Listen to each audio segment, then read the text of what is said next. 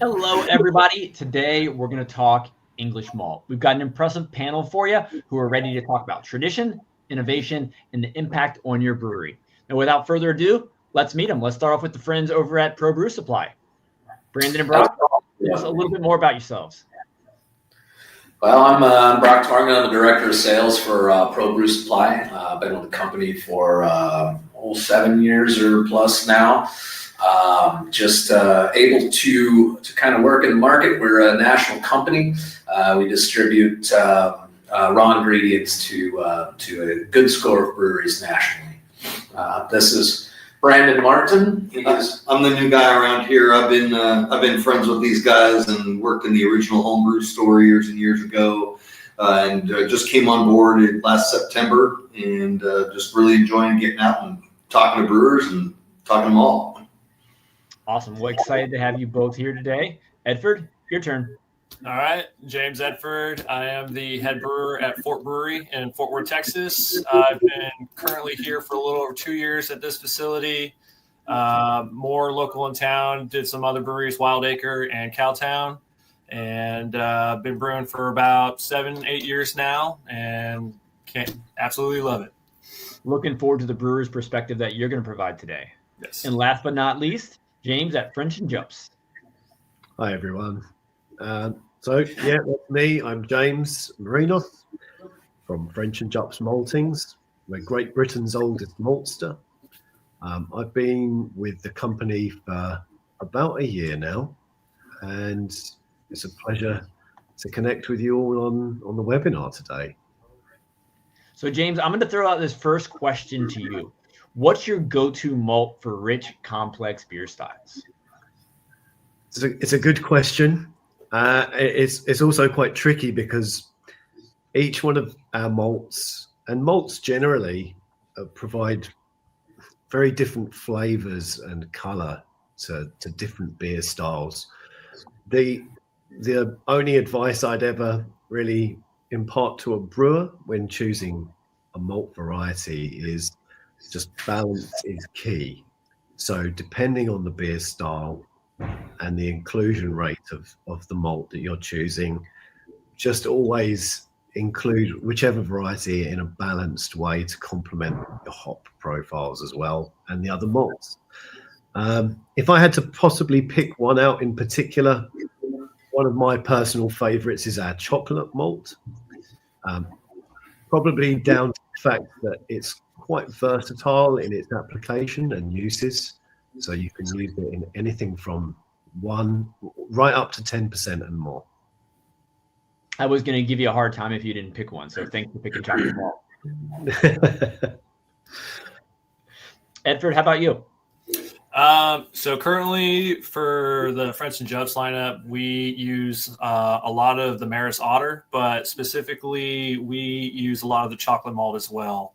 I kind of use it more for a little bit of more on the flavor, but a lot more for the color extraction depending on the beer style I'm brewing, trying to get it dialed in as much as possible. I know for the chocolate malts, I typically go on the lower side first. And then if I feel like it needs a little bit more, I'll slowly increase maybe a couple, like 0.5% or something, and see what effect it has on the batch for future ones.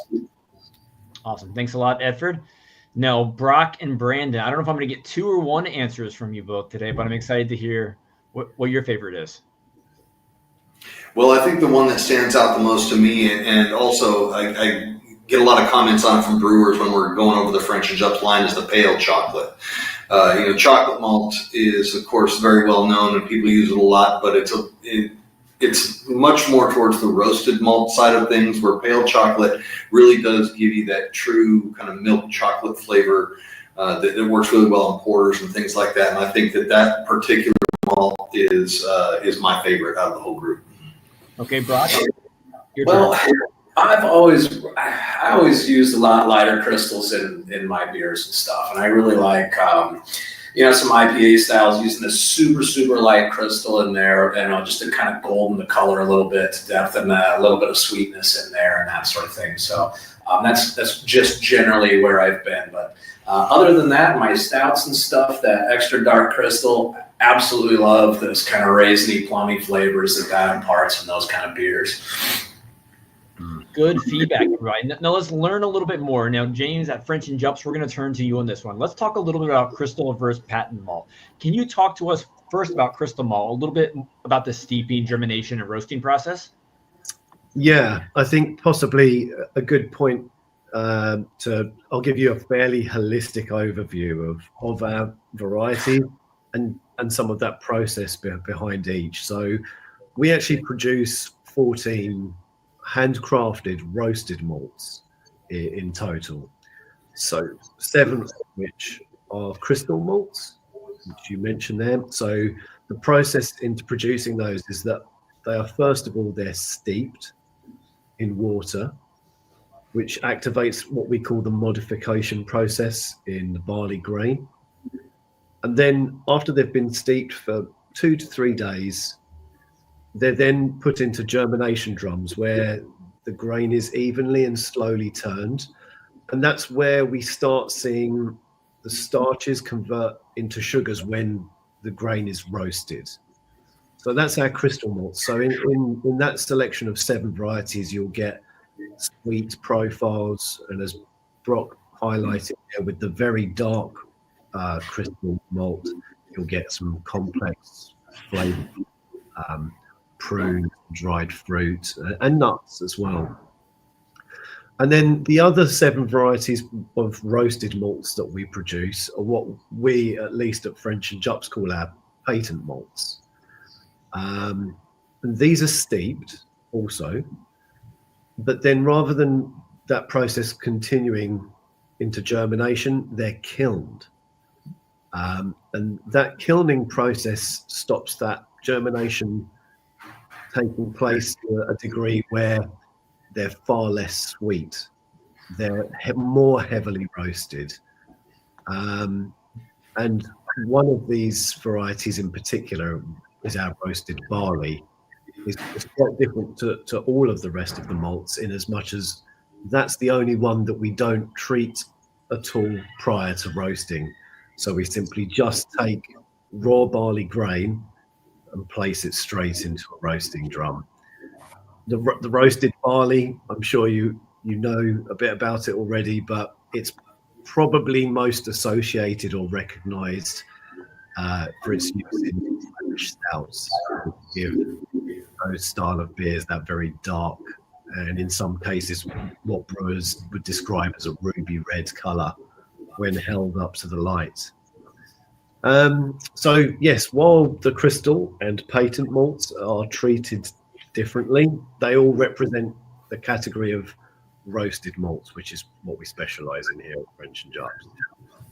Awesome. Thank you, James. Now, Edward, can you talk to us a little bit about how you're using crystal versus patent malts in your brewing?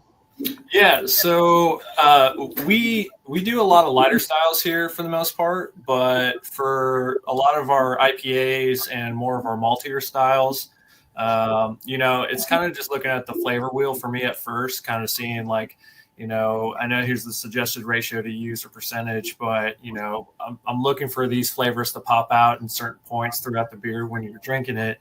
And I'll kind of decide those first, and then I'll look more into the malt analysis to kind of see where I need to be kind of from moisture content to extraction rates and stuff like that. But we do use a little bit of crystal. We're more heavier on the roasted malts at this program here. Again, more for like color, but to kind of add some roastiness on the back end. Currently we do some Irix malt, but we are looking to kind of convert some of those crystals over at the French and Jupps just to kind of try something new, but also see like, hey, maybe this flavor comes out a little bit more smoother, a little more pronounced. Whereas like we might not have to use this much either. Whereas like if I'm using a different company and I have to use this percentage, well, I could switch to French and Jupps and be like, oh, I get the same amount of flavor and it's a less amount that I have to use, which is a huge COGS savings for me overall. So we're kind of working on some R&D pilot batches going back and forth. Currently, we only brew 10 beers, and only 3 of them have crystal malt or more roasted chocolate malts in there. So it's a little smaller window to work with, but we're excited to kind of see what these products bring on for us. what have you noticed so far with regard to efficiency and the flavor contributions they bring out? So for the chocolate malt, we kind of kept it about the same ratio or percentage that we did for the prior recipe. Did notice head retention was actually a little bit better. Definitely lingers a lot longer, have a better lattice throughout the glass all the way down. It's very bright on the flavors on the back end too, which I like. I don't want it to be super muted. I want it to kind of contribute to the overall beer. For the base malts that we've used, really happy with that. We kind of did the same thing, substitute the same amounts. Did get a slight increase in efficiency, so that is a good thing downstream, so I can get higher yield. But that could also save me some money downstream too. I might not have to use as much and still getting the same color extraction and same gravities overall. And so that's kind of how we're just approaching it right now. Do you have any other tips for brewers also using these malts when they're formulating their recipes? I mean, honestly, for me, it can be a lot of trial and error, but thankfully we do have a 1-barrel pilot system before taking it to the larger system to kind of jump back and forth. But if I could give any advice, definitely know what your goal is at the end. Try to shoot for that as much as possible. And I like the philosophy, less is more. Try to keep it a little more simple. Try not to throw 10 different malts in there at once. I might start with one crystal and be like, okay, I like the color, but I maybe want to lighten it up and I want to increase the sweetness here. And so what other alternative could I use? And then, and just kind of, again, playing with those percentages and be like, okay, this batch came out at, we started at 5% for this crystal 20. And it was good, but I think I could, tone it down a little bit. So maybe reduce that down to 3% and then kind of go back and forth from there. Awesome. Thanks, Edford. Now, James, at French Jupps, Brock and Brandon, got something you want to add to this one? Well, I wanted to circle back real quick to one thing that James was talking about, because one of the unique things about the French Jupps crystal malts is that they actually do malt the grain before they then roast it and crystallize it, where most maltsters are just crystallizing without malting it. And I was wondering if James could talk a little bit about what the significance is to that, what they get from that makes it unique. Yeah, absolutely. So with the crystal malt varieties, the malting process, the steeping and the germination process, it just means that with the crystal malt varieties, we end up with a product that's got non-fermentable sugars in it. So you're able to then pass on those sweeter profiles into your end beer alongside flavor. Fundamentally, that's the core range of our crystal malts provides flavor complexity, color, and in the lightest crystal malt that we produce, which is called our Caragold, that's a malt that we actually created ourselves here. It's great for like low and no ABV beer styles, as well as producing beers that have a great head retention, stability and body to beers. Is that kind of the standard practice then? Is to stew and germinate the malt before it's then kilned or roasted, or does every maltster do that? Take that extra step to develop that complexity in the sweetness and flavors. Yeah, so we specialize in just the roasted malt varieties. So yes, it's very typical for us to treat the crystal malts in that way. It's with the patent malts, the very dark patent malts, which is probably a good opportunity for me to tell you a bit about those in particular. There's 7 in total. There's our brown malt, our amber malt, and then we've got the 3 varieties of chocolate malt. So starting from a very light chocolate, which I would actually suggest imparts almost more milk chocolate profiles into beers. So if you're thinking about creating like a milk stout with something like lactose in there and creating like that sort of almost sweeter end of the chocolate profile, that would be a great option. But then at the other end, you've got just what I might just refer to as perhaps our standard chocolate malt, the more time-honored one, which is smokier, roastier, if you're to try it just simply on its own, you're going to access flavor profiles of things like roasted coffee. Sorry, not roasted coffee, espresso coffee. So much richer and smokier. And then our black malt, also very similar before you reach our roasted barley.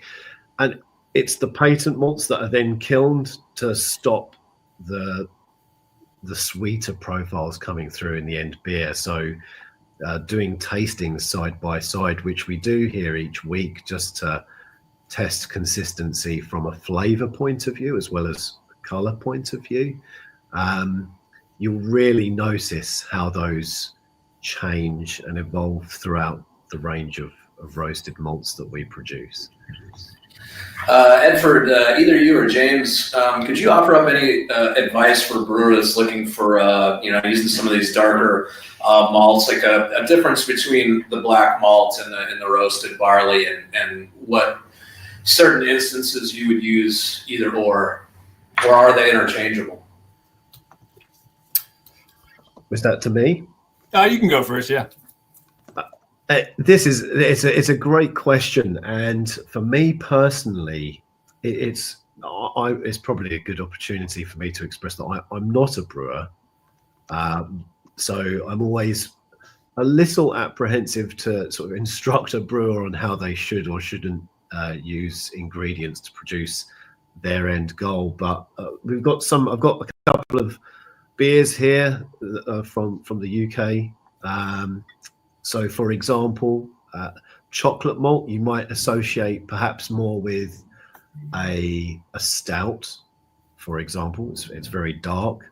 But here we've got a very popular amber ale made by Fuller's in London, and they actually use a very, very small amount of their chocolate malt to add just some touch of color, but also flavor complexity to an otherwise, lighter beer. Also, we work with one brewer in Europe, in mainland Europe, who also uses a very small amount of our chocolate malt in a lager.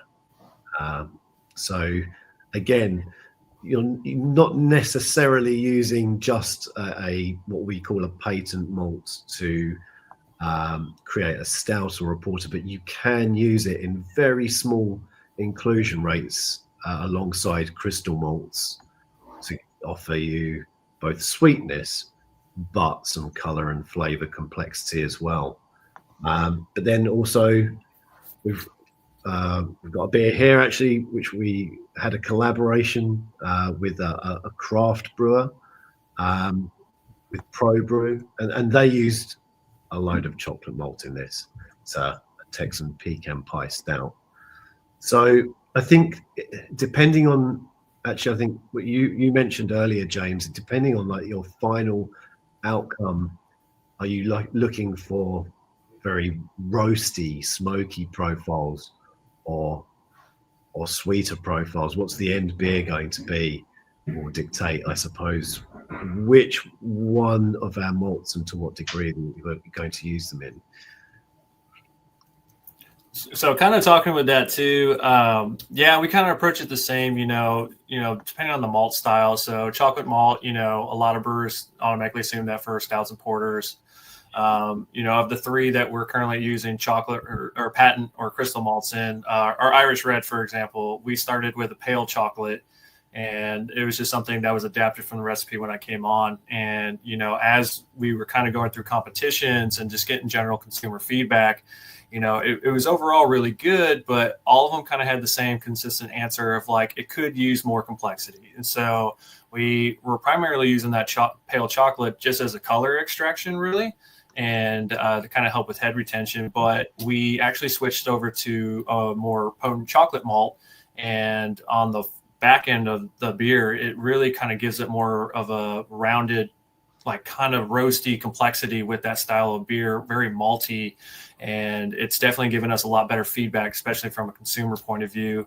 And even competitions, the notes on it have been dramatically different, and how well perceived it's been at the tables.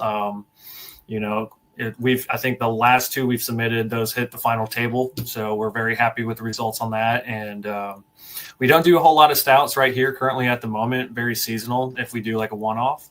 Yeah. But we are very heavy in the chocolate malts. We do use that a lot more for the color. Whereas our IPAs, we go lean more towards the crystal malts. And then depending like, do we want some more sweet or fruit tones coming in to help balance with the hops? And, we mainly do more classic American IPA or like West Coast IPA styles. So, a lot of those hops profiles, they do mask over some of the malt character on the back end. But, you definitely, we kind of reduce some IBUs depending in the process and to kind of help showcase both sides. And we've been really happy with it. And it's exciting to always try on a new product at the end of the day. There's new malts and hops and yeast and processing aids constantly coming out. SOPs are constantly changing. So it's exciting to learn those new products and see how that can, implement into our program and make us more efficient overall. And, a big one for us right now is definitely cost. We look at a lot of that too. To make sure we're staying in line with, our line pricing for distribution and stuff like that. But yeah, I mean, to me, like I'm a big fan of chocolate malt. We use it quite a bit, and it's just fun and exciting to try something new. Mm. Ed, for diving a little bit deeper in that, have you seen any unique malt combinations that have worked well in your recipes?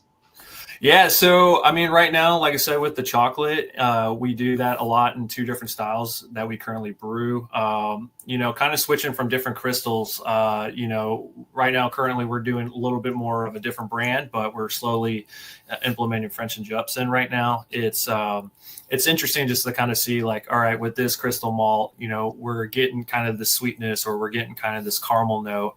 But maybe that's too much caramel, so maybe we switch to this lighter version. Or, hey, I really like the color that came with it, but it came out too sweet. It came out either too roasty, too bitter. And so we're like, okay, maybe going from a chocolate or to a roasted barley, go back down to a pale chocolate and see if you still get that flavor profile to transfer through, but not as astringent on the back end. Can you tell us about a specific beer you brewed where you've been really proud of the malt profile? Oh man, I would have to say now I know this is definitely more on the lighter styles, but our blonde ale, it has grown increasingly in popularity for our company. It's been moving really well. I did change the crystal malt on that one, where before it came out too fruity with the hop combo that we were currently using.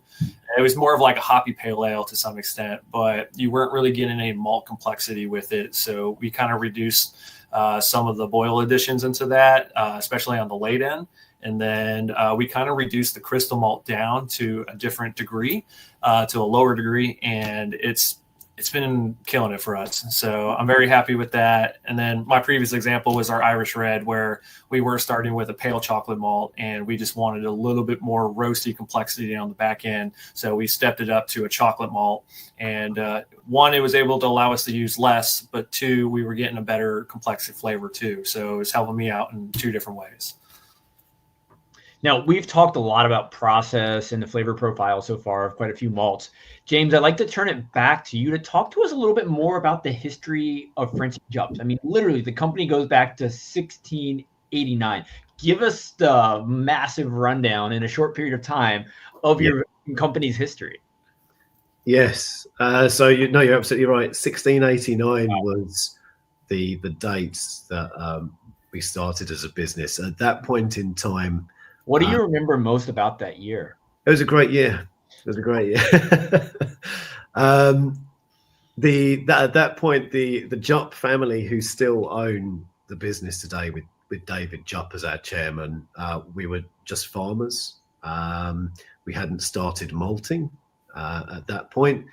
It wasn't until the 1810 specifically that we actually commenced malting in London at Kew Bridge, which today proudly makes us Great Britain's oldest maltster. In the mid-1800s, the Jupp family went into partnership with a barge carrier by the name of Margaret French, and she'd carry our malt by barge along the River Thames, which would serve many of the champion brewers that we still work with today. And I showed you a Fuller's beer earlier. I think the earliest records we've got working with them is 1868. And it was the success of that partnership with Margaret French that we became French and Jupps, which is how we're known now. In the late 1800s, we relocated from Kew Bridge in London out to Stansted Abbots in Hertfordshire, which is where we still are today. I think that would have been determined really by the fact that at that point, a lot of the barley grown in Britain was being grown in East Anglia, which is where we're located. And we've stayed there ever since. So as a fairly holistic overview of our history, originally starting back in 1689, and here we are over 335 years later. Yeah, looking at that 335 years, what are some of the innovations that really stands out to you that the company's pulled off? So we've been making what we consider time-honored ingredients over generations, and we've made some additions to our core range of 14 malt varieties. More recently, Caragold being one of them, being at very much the lightest end of our crystal malts, helping brewers achieve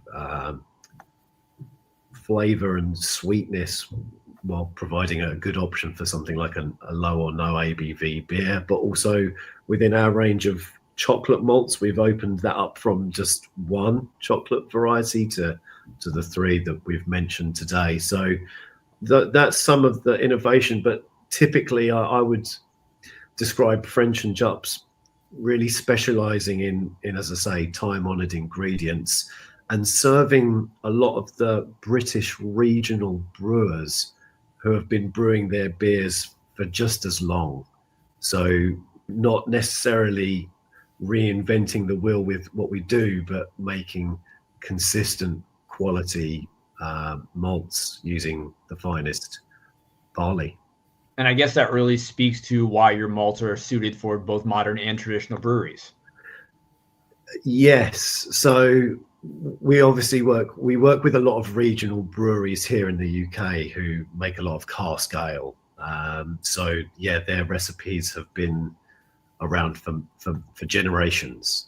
So that's very much on the traditional side of the brewing world. But of course, we do work with some new and contemporary innovative breweries who, for example, one of which here in the UK is called Vocation. And like you were saying, James, actually pair a lot of new world hops and hop profiles against our time-honored malts to create new flavors and character that really complements our roasted malts. So yes, and of course contemporary stouts as well, demanding patent roasted malts in new ways to create different layers of flavor and profiles with perhaps something like our light chocolate malt, which offers great sort of milk chocolate profiles almost. So now I'd like to dive a little bit more into a newer partnership. I mean, French and Jupps, that partnership was quite some time ago, but James, you're partnering with Brew Supply to help get your malts into the U.S. market. So Brandon and Brock, can you talk to us a little bit about that? Yeah, I mean, we're absolutely thrilled to have the partnership with French and Jupps that we do. Right off the bat, we went over there and met these guys. They were absolutely fabulous to us, and just seeing the history there of that of the maltings and being able to be a part of it and see the old floors where they used to floor malt everything. It's where they're still bagging the malt. It's just absolutely astounding how neat that brewery was. The malts that we've been receiving from them are super high quality. We love them. Everybody that I hand them to has absolutely loved the malt. What do you think, Brandon? Well, one thing that I'll say about the brewing industry and brewers in general is they really, really do care about what it is they're putting in their beer. They care where it comes from. They care about the quality of it. And I think that really suits it well now, starting to develop the French and Jupps brand as a standalone brand. When in the past they've been the maltster behind the maltster. You know, when I talk to people about French and Jupps, I tell them, you've used this malt before. You just weren't aware that you were using it because it's been under other brands. And I think it serves everybody really well to know exactly where it's coming from. And, you know, Brock said it really well in that French and Jupps isn't a supplier for us. They're a partner with us, the same way we want to be a partner with our breweries that we deal with. We're not just somebody there to sell them product. We want to help them be successful, and that's what's helped us be successful. So I really think it's just a natural fit and a really great development in the brewing world to see French and Jupps name itself come into the forefront instead of, you know, just being the men behind the men kind of thing. I love the portfolio. That's another thing too, is, you know, we've decided to bring in their full portfolio, whereas before when it was offered by BSG, it was only a portion of the products that they carry. You know, but when we were over there, there really was this, you know, this desire to be able to tell their legacy. They have this legacy, you know, as Brandon was saying. Everybody in the States has been using these products forever and ever, but they don't know anything about French Jupps. So it's just kind of bridging that gap and making sure everybody understands that it's the same quality malts that they've been using, just under some different names. And we're proud to do that. We're happy to kind of brand that here and bring that awareness to the States. Are you clarify the specific brand that you would know French and Jupps as? The most common would be the William Crisp malts that were offered by BSG for years. Those were all French and Jupps malts. So if you're using William Crisp before, we have the same malts available now, just as the French and Jupps brand, and our pricing on it is extremely competitive as well. We're basically looking at specialty malts for base malt prices. Yeah. So we're really excited about it. It's an introductory, you know, pricing, but we plan on sticking with it for a while. We want to get those malts, you know, on that name into the market so that it's a standard name that people use, and we're able to do that on this pricing. I think it's going to last for a while.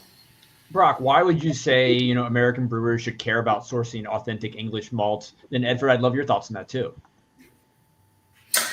I definitely think it's important. And I mean, it's not just, I wouldn't say that, okay, I'm making English beers, I have to have these English malts. But if you are doing that, I mean, definitely you're going to want to have that flavor profile. I've always likened it to, you know, almost like, you know, tobacco and cigars. It's like, you know, what's the best cigar in the world? You know, everybody says it's the Cubans. Well, why is that? Well, it's the terroir, right? It's the soil that they have, and the varietals that are available to them, and also the climate in which it's grown. And, you know, UK is just one of the best in the entire planet for doing that. So, and that directly correlates to that product that you have when when you have it in front of you. It's just a better product. The chances are, if you've been doing something for 350 years, that you've got your own special character to it that's pretty hard to duplicate too. Probably pretty good at it. Yeah. Yeah, no, I would definitely agree on what Brock said. I mean, you know, if you want to try to be authentic as possible with your recipe formulation, you know, you want to source it right where it's produced. You know, you're not going to buy an English malt grown out in Texas. You know, the climate, the soil. You know, if you compare the same malt but different hemisphere where it's grown, or, you know, based on how the seasonal temperatures, you know, kind of address. You know, your moisture content might be different, or maybe the flavor or the kiln size or the kernel size might be bigger or smaller, you know, and especially for a region that's been doing it for over 300 years, you want to keep with that consistency and a product that's tried and true. And plus, it's cool to talk about with people like, hey, yeah, this is all English malt that I get from this company over here. So I'm doing my best as a brewer to try to keep it as authentic as possible. No, thank you, Edford. Now, Brock and Brandon, I kind of love to go back to you on this. For brewers interested in getting this, talk to us a little bit about the availability and how they can connect with you all to order. Yeah, absolutely. You can reach out to me directly, Andrew. I don't know if we can get a link to the post or something here, something like that. Any one of us here would be happy to set you up. It is available nationwide. We have very, very inexpensive logistics and can get that malt in your hands.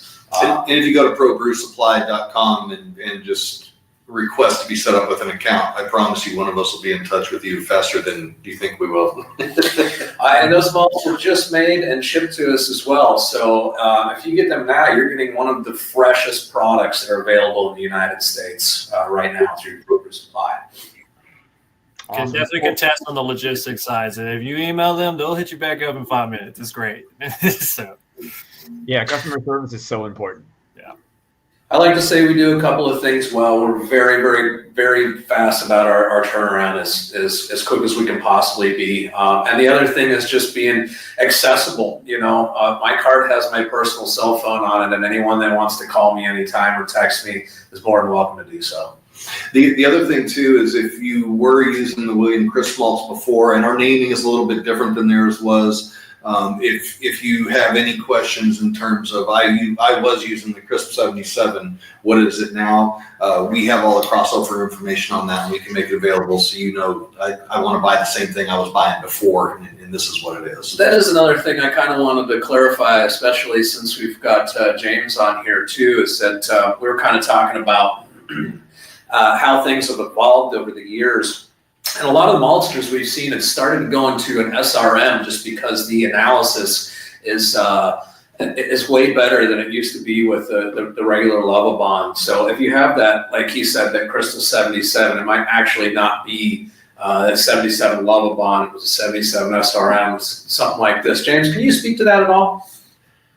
Yeah, absolutely. So we calculate by machine the exact degrees SRM of our whole range of malts, and then from there we will then use a Lovibond comparator to get a reading of the Lovibond color.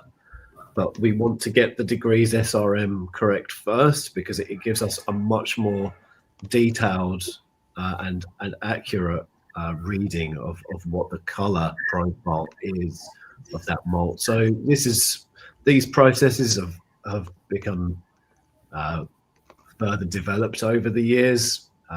So in terms of differences, based on perhaps, I think you're referring to the previous range of the William Crisp range, which is exactly the same malts, just proudly now available in the US under our own name, French Jupps. So yes, historically, some of the William Crisp malts by French Jupps had slightly different Lovibond references, but it's simply we've just reviewed with our partners at Brew Supply just a much more up-to-date, contemporary and detailed observation into the exact color profiles of our malts, and we've reflected that simply just in new names across our range of 14 roasted malts. So it can be. I've kind of seen that trend kind of going that direction too. I know it's going to be a new thing for a lot of old school brewers, but I think that's something important to kind of watch and to check out as well as you move forward with your careers. No, I've got a question I'd love to kind of just pass around the board and have everybody jump in where you have insight to add. Let's talk a little bit about how the French Jupps malts, the consistency, the performance, and how all that compares to domestic malts here in the States. Whoever wants to jump in first to tackle that. Don't make me call on anybody. Edford, let's hear from the brewer on this one. Yeah. It's like for any batch, especially on the brewer side. Well, sometimes, there's variables that you can't account for sometimes, and you try to do your best to keep your numbers or specs within limit. I'm assuming the same thing would go with malt as well. When you get your malt analysis, you have a lot of different numbers, and you need to understand kind of what you're looking at and as a brewer. But there's going to be variances from time to time, like, maybe the moisture content is a little bit higher, and it's like, how is that going to affect for long-term storage, or is that going to affect, anything during the crush for like my coarse crush or my fine crush, and those efficiencies for soluble extraction, and so we don't look at product information sheets as often as we probably should. We do it about once a quarter just to make sure, and try to see from batch to batch, make sure we're tracking the lot numbers on every bag that we're buying and seeing okay, this is a different lot. What did the analysis come out to? Is there any variance where we need to use less or more? And so James, maybe you can have more insight on that from efficiency from batch to batch. Yeah, absolutely. So all of our malts by bag are fully traceable, so we know exactly which field they came from. So from that point of view, that's really good from a traceability perspective. With the roasted malts that we really focus on, quite lucky in terms of moisture because they're mostly heavily roasted versus perhaps some of the base malts that you might use as well. They've got a fairly low moisture content, typically around 2-3%. So that enables you to hold on to them for a little longer versus perhaps base malts, but also your milling, you can be a little bit more forgiving there also because you're going to be using possibly lower volumes in your grist. So there's another added bit of bonus there in terms of the mill gap that you elect. But yeah, I mean, specifically, James, was there something particular you wanted to know a bit more about? No, I'm just general curiosity. To address your question a little bit too, Andrew, in terms of consistency of English versus domestic malts or anything like that, I really don't feel like any one region or country has a monopoly on consistency or quality. I think their suppliers fall into different tiers in terms of how consistent and what the quality is, and there's domestic maltsters that are also in that same tier too. They just do a different thing than English maltsters do. But it kind of goes back to what we were talking about earlier about, we really feel like French Jupps is a real partner for us and not just a supplier. And that's the kind of thing that comes along with somebody who really truly cares about the product they're putting out, the quality of it, the consistency of it. And that's the type of thing that you see from these top tier companies that are going to offer you really consistent quality. And there's domestic ones and there's European and that kind of thing. And you just have to, decide who you think fits into that category. And I think French Jupps very solidly in the top tier of any of the suppliers that we deal with. And just a quick note to a sidebar here is that all of those COAs, all of that malt analysis for every single bag that we send out of our warehouse is available on our website too. Just scroll down the COA finder, type in your batch there, and that information is available for you. Well, awesome, everybody. As we wind this down, I'd love to finish up in the reverse order. So James at French Jupps, you get to go first from the opposite order we introduced. What do you hope people take away from this conversation on English malt? Is there any one piece of information or action item you hope they have? Oh, first of all, it's been a pleasure catching up with you. And I think from a personal point of view, I'm just delighted to be able to speak with you and share the fact that French Jupps malts are now available exclusively in the US through our partners, Brew Supply, proudly under our own name. And it's been a pleasure being able to catch up and also hear some of your experience there as well, James.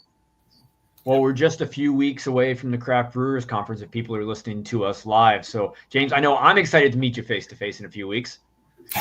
We're really excited about being at CBC. Unfortunately, me personally, I won't be on site, but my director... I guess I'll have to wait. Yeah, another time. But my director, Paul King, will be joining the team at the Brew Supply booth. So head on over and have a catch up with us. We will also have a beer on tap in the booth that's made entirely with French Jupps malts. One of our local friends and brewers here, Union Bear Brewing, did a porter that we're going to be serving in the booth that's entirely French Jupps. If you want to get a feel for for what they taste like, we'll have it. Can't wait. Now, Edward, any tips or takeaways you hope other brewers, take back to their brew houses? Honestly, just pay attention to, kind of the products that you're using. Make sure that, you have a general baseline idea of what you're trying to accomplish. And then, have fun with it. At the end of the day, like, it is very, scientific, and there's a lot of ins and outs with all these different products and specs, but just keep it fun and enjoy trying a new product. For me, French Jupps is a new product that I've only been using for about a couple months, but I've been really happy with the flavors and everything moving forward. So yeah, just have fun with it and try to learn something new with it. And, if it doesn't come out how you want it, that's okay. That's why there's trial and errors and, kind of make small tweaks here and there. But, James, thank you for giving the time today, and I'm excited to use your product even more. I love it. Those connections are so important. Now, Brock and Brandon, anything you hope people take away from this conversation? I would just hope that, if you haven't had the opportunity to use any of the English malts, I would say, don't be afraid to do it. You don't have to be doing a traditional English style to use these malts. They are great malts across the board for any of your beers. And the price that we're offering, pick some up, use it, get it in your fermenter.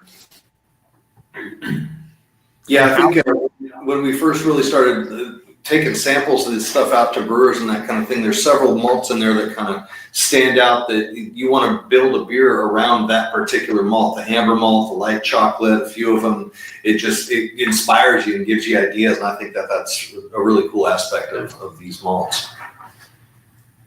And once again, for anyone looking to connect with you all at Brew Supply to get their hands on some of these English malts from French Jupps, how can they do so? Go to ProBrewSupply.com. Nice and easy. Now, Edford, for people wanting to see all the cool things you're brewing at Fort Brewery, how can they follow you?